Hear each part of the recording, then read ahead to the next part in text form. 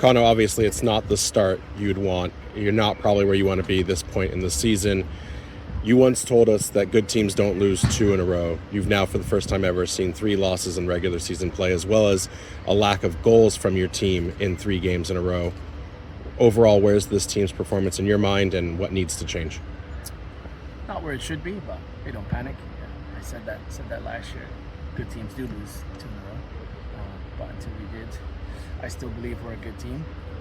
So yeah, we have to improve. We have to score goals.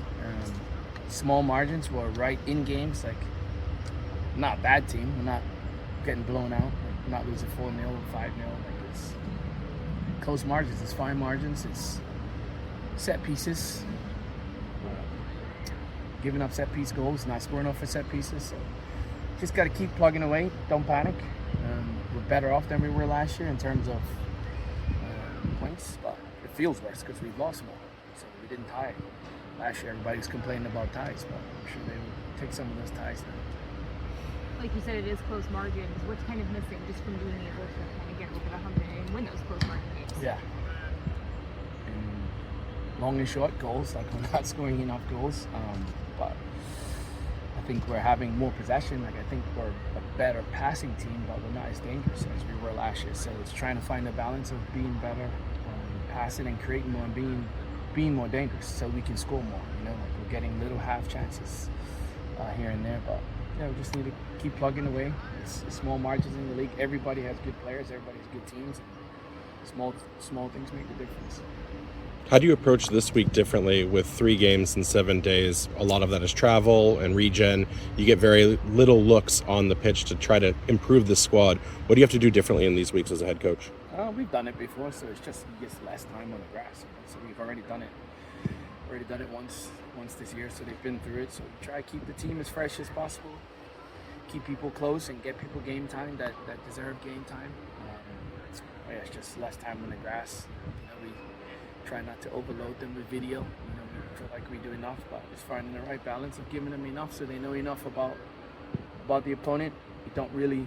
I guess the one difference is that we really don't have time to really reflect and dig in like we would do on our own performance. We would normally dedicate one day to that, so the first day back in.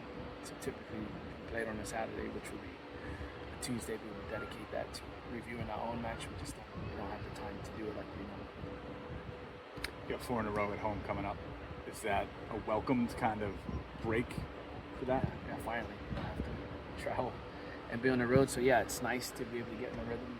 So yeah, it's going to be enjoyable to be home for sure, because we've been on the road so much and we've been to some tough places. So yeah, it's nice to get a home stretch. I don't know, we have like 14 of the next 16 maybe at home. I don't know what it is, but we got a good, nice stretch of home games coming up, so that's going to be nice. Is this the most important part of the season then for the group, because you do have that home field advantage for an extended period of time? Like, is this where points need to be earned so that we can make a big playoff push? Tomorrow's the most important part of the season, because that's when we have a game. You talked about it before, but just the performance at home, goal scoring, like you mentioned, you know, with these 4 in a row coming up, do you see kind of a light at the end of the tunnel that is there for you to capture? I always see the light at the end of the tunnel. I always try to think big picture. Yeah, it hurts. It hurts to lose. It hurts to lose the last 2 home games. It hurts, but it feels bad. But in reality, it's not that bad, because we're better off than we were last year at this time. So because we've lost more, it just emotionally it feels like that. They feel it. I feel it. We all feel it. I'm sure the fans feel it. Everybody feels it. But we also have to keep things in perspective. We're in a better position than we were last year. You've mentioned quality, you've mentioned change. Brito getting his first look as a championship regular season match. He's majorly influenced on that own goal. What did you think of his performance last week and his overall abilities this season so far? Joe is just very consistent. Like, as a player and as a human being, like, just the same person every day. Same player, like, you know what you're gonna get, you know. Is he always gonna perform at his best? No, but you know, you're always gonna get effort, and he has quality and he has ideas. You know, he has work rate. So yeah, he's playing well. So he's earned his chance to stay in the team. You play well, you get to stay in the team. You don't play well, you come out of the team. It's quite simple. I mean, he's playing well recently for you. Joe? Yeah, Joe's always. I think even when he comes in, he impacts games. Like Monterey, he had a goal. So Joe always has his moments in the season. He's a nice option for us to have. Is that an example for the rest of the guys you're trying to set? Absolutely. Play well, you stay in the team. You don't play well, somebody else comes to take your job. So yeah, Joe. Certainly, he is an example for the group anyway. Just how he behaves and carries himself. And then, what's your question? What's your answer towards fans? They haven't yet seen the win here at Centerville Bank Stadium. What's your message to them in terms of, you've never been one to promise wins, but what's your message to them now as we go through this home stretch? I mean, yeah, as fans, I guess supporters, the job is to support, right? So it's within good and bad. Like, everybody's gonna have ups and downs throughout the year. So obviously be disappointed like we are and be hurt like we are, but it's only sports. Life could be a lot worse, you know? So definitely keep supporting us, and they do. They keep driving us on, and like, yeah, we're embarrassed when we have to go clap them at the end, clap the supporter section, but also the energy that they give us at the end, it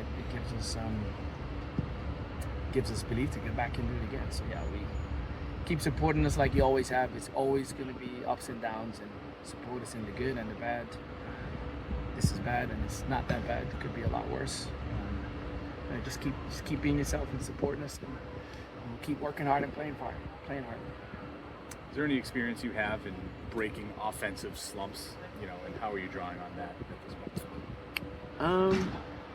I wouldn't describe it as offensive slump. We would certainly like to score more, but it's a game. We did it last year. It was the same last year. It's just, we're so close, so you just got to break through that glass ceiling, you know. And sometimes it just takes one moment, one action, one set piece, corner goal. So yeah, it's getting people in positions that they feel comfortable and playing well and getting them confident. They're athletes, they're attackers, they need to feel confident. So yes, it's no real recipe. It just happens when it's ready to happen. What's meant to be will be. So. There's a change in the schedule to night games. Just your reaction to that in terms of having 7 o'clock starts here as opposed to maybe more afternoons in the past. Well, yeah, it's warmer. This is in the summer. Organizationally, we just decided that was better for us to be able to get people in the building first and foremost. But yeah, for us, obviously, we prefer to play in a cooler temperature, certainly throughout the summer, and we prefer the field to stay wet. Like, we try and wet it so we can move the ball faster on the ground. So that obviously helps. If it's 4 o'clock, you wet it. You wet it in 10 minutes. It's dry. So yeah, I think it's a good move. I mean, most importantly, again, it's for the fans first, getting them in the building and getting more people in the building and getting more people to experience our team.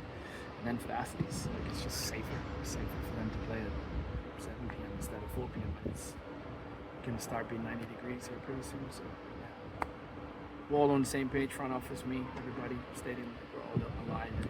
It was a group decision. Thank you, Coach. Okay. Cool. Coach, Thank who's you. got the harder job right now, Pochettino or you? Him, for sure.